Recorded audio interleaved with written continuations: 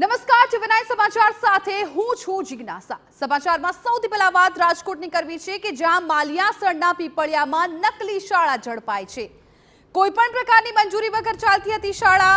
Gauri primary સ્કૂલને શિક્ષણ વિભાગે seal કરી। સમગ્ર મામલાની પોલીસને જાણ કરાઈ। મંજૂરી વગર શાળા ચાલતી હોવાથી અનેક સવાલો ઊભા થઈ રહ્યા છે। લો બોલો આ નકલી સ્કૂલ આટલા સમયથી ચાલતી હતી અને કોઈને ધ્યાનમાં પણ નહોતી આવી। આખરે ગૌરી પ્રી પ્રાઇમરી સ્કૂલ છે એ અત્યારે વિવાદમાં આવી ગઈ છે। કોઈ પણ પ્રકારની મંજૂરી વગર આ શાળા ચાલતી હતી।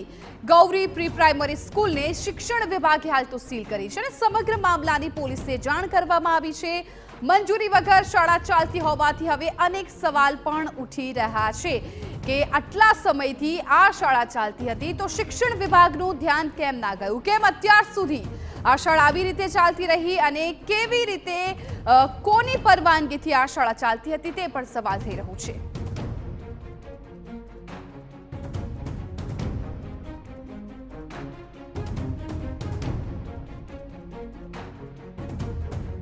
પીપળિયા ગામમાં એક નકલી સ્કૂલ છે તે પકડાઈ છે। આપને હું દ્રશ્યો બતાવવા માંગીશ કે માલિયાસણ નજીક આવેલું જે પીપળિયા ગામ છે ત્યાં ગૌરી પ્રી પ્રાઇમરી સ્કૂલ છે તે કોઈ પણ પ્રકારની માન્યતા વગર ધમધમતી હતી તેની માહિતી છે તે જિલ્લા શિક્ષણ અધિકારીને મળી હતી અને જેના આધારે જિલ્લા શિક્ષણ અધિકારી દ્વારા આ બિલ્ડિંગ છે તે સીલ કરવામાં આવી છે। તમે દ્રશ્ય જોશો જાણે કોઈ દુકાન છે, કોઈ ગોડાઉન છે તે પ્રકારની સ્થિતિમાં સ્કૂલ છે તે ધમધમી રહી હતી અને સ્થાનિક લોકોનું કહેવું છે કે ઘણા વર્ષોથી આ સ્કૂલ છે તે અહીં ધમધમી રહી હતી। મારી સાથે અહીંના જે સ્થાનિક મહિલા છે અને જેમના બાળક છે તે અહીં સ્કૂલમાં ભણતા હતા, આપણે તેની સાથે વાત કરીશું।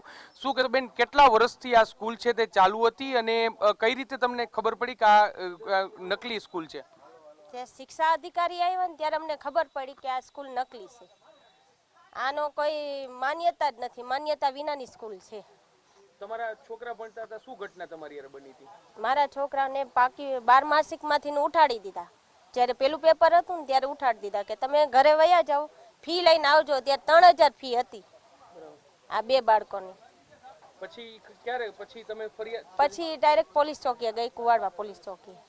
તો ત્યાં ગઈ ને ત્યાં એને એમ કીધું કે તમે માફીનામું મોકલો। માફીનામું હું શેનું મોકલું એ જ કારણ। ક્યાં ભણાવતા હતા એને સર્ટિફિકેટ ક્યાંના હતા? બધી નોખી નોખી સ્કૂલના, એક શ્યામ સ્કૂલ છે, એક શારદા છે, નોખી નોખી સ્કૂલના સર્ટિફિકેટ છે। બરાબર। અને તમારા છોકરાનું લિવિંગ સર્ટિફિકેટ આપ્યું કે નથી? નથી આપ્યું હજી। દાદા તમે શું કહેશો, કેટલા વર્ષથી આ સ્કૂલ છે અહીંયા હતી અને કઈ રીતે સ્કૂલ ચાલતી હતી? એટલે હું તો છે ને, હું તો રાજકોટ રહું છું। આ મારી બેબી છે એ અહીં કાંઈ ભણતી હતી અહીંયા છોકરાઓને। એટલે આ બધી ખબર પડી મને કે હવે આ પૈસા વગર એની સર્ટિફિકેટ નથી દેતા તો છોકરાઓને ભવિષ્ય બગડે ને। એટલે મેં કીધું મેં મેળ કર્યો પૈસાનો, ચાલો એને પૈસા દઈ દો એટલે આપણે સર્ટિફિકેટ નીકળી જાય। તો એ બાઈ કે હવે સર્ટિફિકેટ પૈસા દેશો તોય નથી દેવું સર્ટિફિકેટ। એટલે પછી પાછા અમે સરકારમાં જાણ કરી કે ભાઈ આવી રીતે કરે છે, આ છોકરાઓનું ભવિષ્ય શું। એટલે ગઈકાલે જ અમે આ કર્યું હતું, ફરિયાદ કરી હતી અને આજે બધા અધિકારીઓ આવ્યા।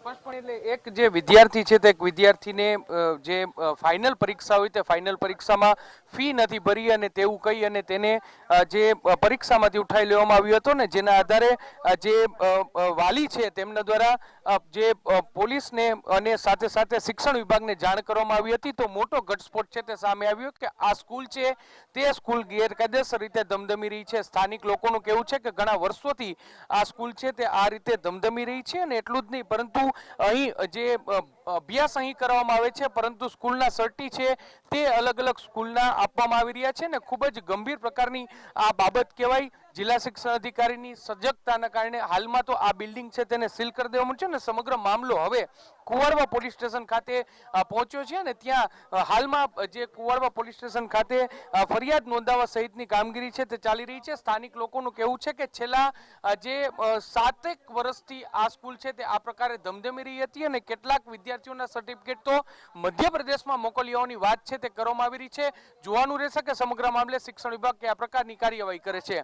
કેમેરા પર્સન ભાવેશ લશ્કરી સાથે મોહિત ભટ્ટ, ટીવી9 રાજકોટ।